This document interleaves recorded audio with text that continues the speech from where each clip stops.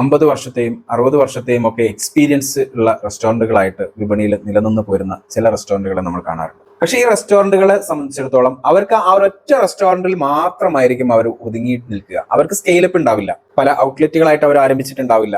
ഈ നിലവിൽ നിൽക്കുന്ന റെസ്റ്റോറൻറ്റിനെ തന്നെ കൂടുതൽ എക്സ്പാൻഷനിലേക്ക് അവർ പോയിട്ടുണ്ടാവില്ല. ഇവർ ഈ 60 വർഷമായിട്ട് അല്ലെങ്കിൽ 30 വർഷമായിട്ടൊക്കെ ഈ ഒരു നിൽക്കുന്ന സ്റ്റേജിൽ തന്നെ നിന്ന് ഇങ്ങനെ മുമ്പോട്ട് പോവുകയാണ് ചെയ്യുക. എന്താണ് ഇതിന്റെ കാരണം? ഇന്ന് നമ്മൾ ഡിസ്കസ് ചെയ്യുന്ന ഇതാണ്.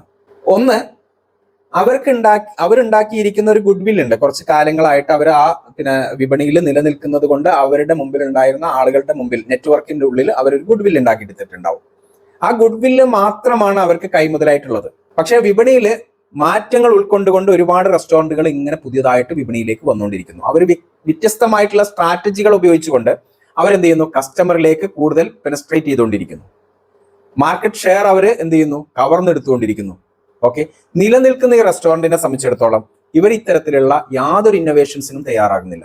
അവർക്ക് വളരാനുള്ള ഒരുപാട് സാധ്യതകൾ അവരുടെ മുമ്പിലുണ്ട് അല്ലേ? കാരണം വലിയൊരു നെറ്റ്വർക്കിന്റെ ഉള്ളിൽ നല്ല ഗുഡ് വില്ല് സ്ഥാപിച്ചിട്ടുള്ള റെസ്റ്റോറന്റ് ആയിരിക്കാം അത്. പക്ഷെ അവർ എന്ത് ചെയ്യുന്നില്ല?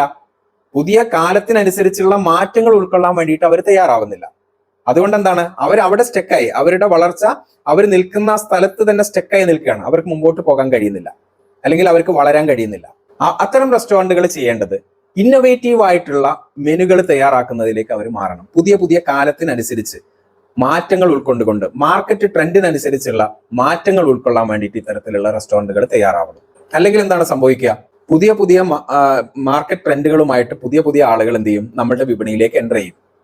അവർ കൂടുതൽ കൂടുതൽ കസ്റ്റമറെ നമുക്ക് എന്ത് ചെയ്യും? ഇവിടെയുള്ള കസ്റ്റമറെ ഇങ്ങനെ വലിച്ചു കൊണ്ടുപോയിക്കൊണ്ടിരിക്കും. അപ്പൊ നമ്മുടെ ബിസിനസ് കുറഞ്ഞുകൊണ്ടേയിരിക്കും, അഥവാ റവന്യൂ കുറഞ്ഞുകൊണ്ടിരിക്കും. ഇങ്ങനെ റവന്യൂ കുറയുമ്പോൾ ഇത്തരത്തിലുള്ള റെസ്റ്റോറൻറ്റുകൾ ചെയ്യാറുള്ള പതിവ് എന്താണ്? സ്റ്റാഫിനെ കുറയ്ക്കുക, പ്രൊഡക്ഷൻ കുറയ്ക്കുക, ഏരിയ കുറയ്ക്കുക. ഇങ്ങനെയൊക്കെ ചെയ്തിട്ടാണ് ഇവർ മുമ്പോട്ട് പോകാൻ വേണ്ടിയിട്ട് ശ്രമിക്കുക.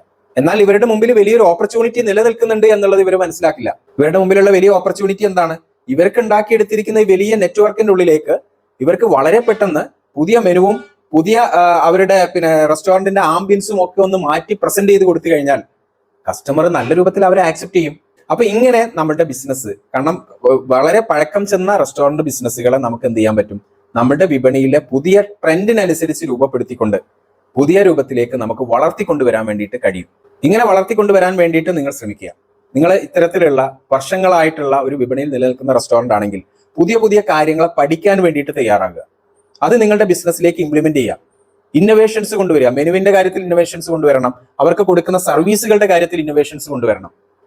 ഇങ്ങനെ കസ്റ്റമർ സാറ്റിസ്ഫാക്ഷൻ വർദ്ധിപ്പിച്ചെടുത്തുകൊണ്ട്, കാരണം പുതിയ തലമുറ പുതിയ രൂപത്തിലുള്ള ഭക്ഷണങ്ങളും പുതിയ രീതിയിലുള്ള ജീവിത രീതികളും ഒക്കെ അഡോപ്റ്റ് ചെയ്യാൻ വേണ്ടിയിട്ട് തയ്യാറായി നിൽക്കുക. അവിടെ നമ്മൾ പഴഞ്ചൻ രീതിയിലുള്ള സിസ്റ്റം നമ്മൾ ഇംപ്ലിമെന്റ് ചെയ്ത് നമ്മൾ മുമ്പോട്ട് പോയി കഴിഞ്ഞാൽ നമുക്ക് സക്സസ് ആവില്ല. അപ്പോൾ മാർക്കറ്റ് ട്രെൻഡ് മനസ്സിലാക്കി, ടാർഗറ്റ് ഓഡിയൻസിന്റെ പ്രിഫറൻസുകളെ മനസ്സിലാക്കി, പുതിയ യുണീക്നെസ്സുകൾ നമ്മുടെ ബിസിനസ്സിൽ കൊണ്ടുവരാൻ വേണ്ടിയിട്ട് തയ്യാറായി കഴിഞ്ഞാൽ ബിസിനസ്സിനെ നമുക്ക് വിപണിയിൽ സക്സസ് ആക്കാനും സ്കെയിലപ്പ് ചെയ്യാനും നമുക്ക് കഴിയും.